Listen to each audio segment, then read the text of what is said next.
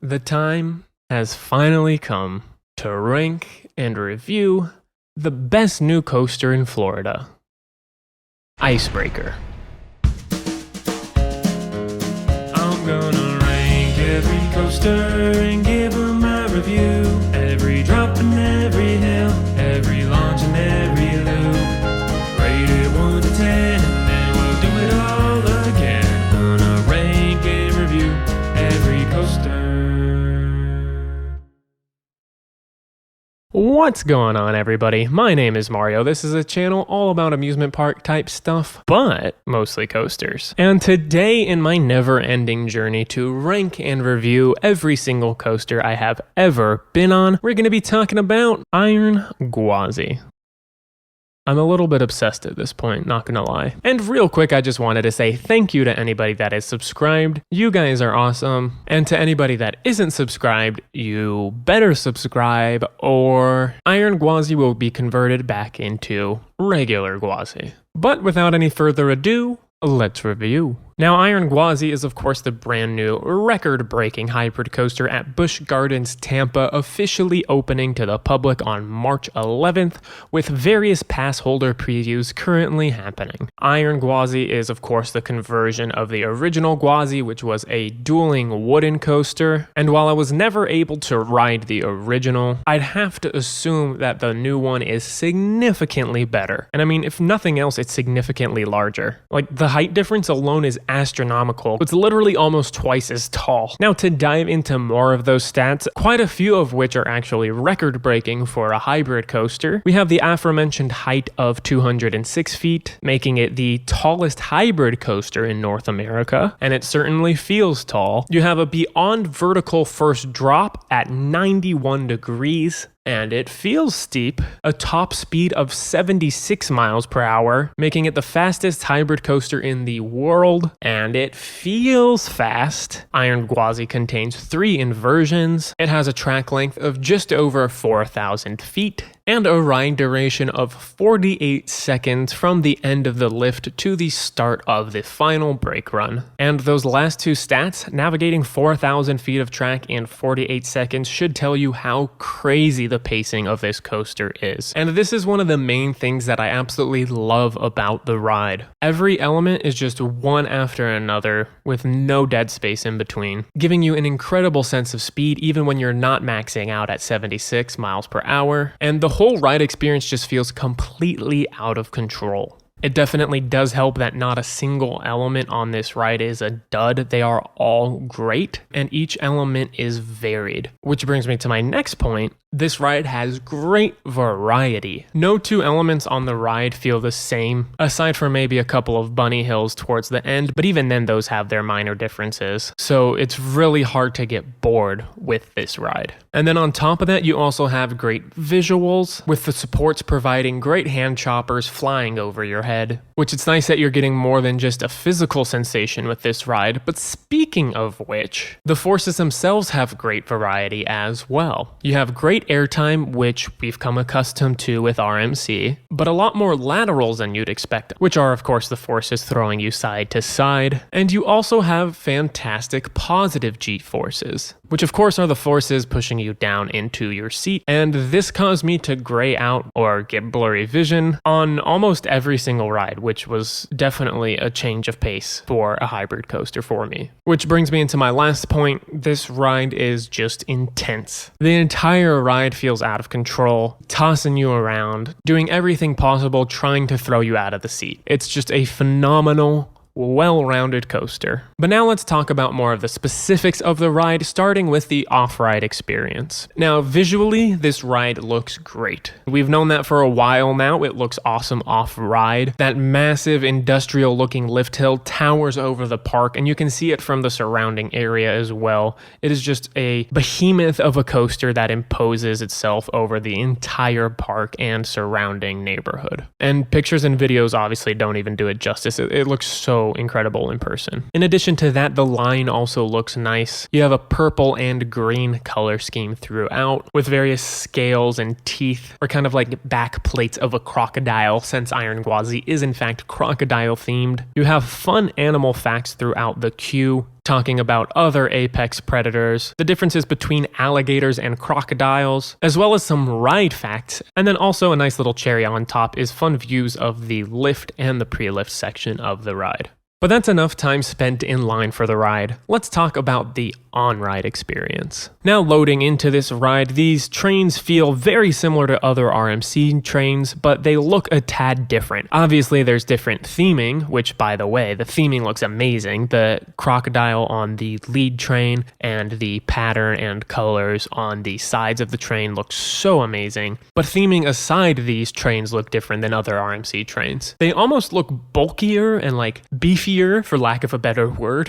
And I did notice there's almost not as much foot space. So these trains may be harder for taller or larger guests, but on the positive side of accessibility, guests of 48 inches in height are able to ride this attraction, so it is accessible for smaller guests. But honestly, if you're like a little kid that is brave enough for Iron Gwazi, kudos to you, because like I said earlier, this thing is intense. But anyway, once you're loaded, you slowly dispatch, turning left into some straight track, then you take a small dip under a bridge that is part of the queue line, which is followed immediately by an abrupt left turn, and then you are on the lift. And by the way, that pre-drop before the lift is pretty steep for a pre-lift drop. As you can see in the front row, it doesn't look like it's all that forceful, but towards the back, you actually get a little bit of airtime, and you definitely get some unsuspecting laterals. It's a really fun way to start the ride, and it was very unexpected the first time I rode in the back. But anyway, you climb that 206-foot tall lift hill, which provides great views, of course. You have some really amazing views of Iron Gwazi to the left, including the wave turn above the station. That thing looks really crazy when you're sitting right next to it. On the right, you can see all the way to the safari area of the park, as well as Cheetah Hunt and Montu. And once you make it to the top, you pretty much see all the other rides in the park with some really phenomenal views of Shikra, which takes us into the next element, the first drop. Now, the front row on RMC drops is not typically my favorite, but on Iron Gwazi, you do slow down a considerable amount at the top. So in the front rows, you dangle over the edge, leaning out of your seat for a good 3 seconds or so, which is a really fun feeling, especially if you just let yourself go and really lean out the front of that seat. It is quite a scary, yet enjoyable experience before finally releasing from the lift and hitting that 91-degree drop and getting really good airtime. In the back row, you're obviously getting much better airtime with very solid ejector. But in both rows, you really get a good sense of how steep that drop actually is. The drop also lasts pretty long as well before getting towards the bottom of it, where you are getting crazy hand choppers, giving you great visuals diving into the supports that feel super close to your head. But once you do finally bottom out, you are completely at ground level, hitting that max speed of 76 miles per hour. But not only do you feel the speed, you feel the positive G-forces pushing you into your seat. The drop transitions very quickly into the next element, that outer bank turn, which provides continued positive Gs entering the element, more great hand choppers with the metal beams completely encasing the track. You have whippy lateral transitions in and out of the airtime with sustained ejector airtime as well. In the front, the airtime starts strong and lasts longer. In the back, the airtime is more abrupt,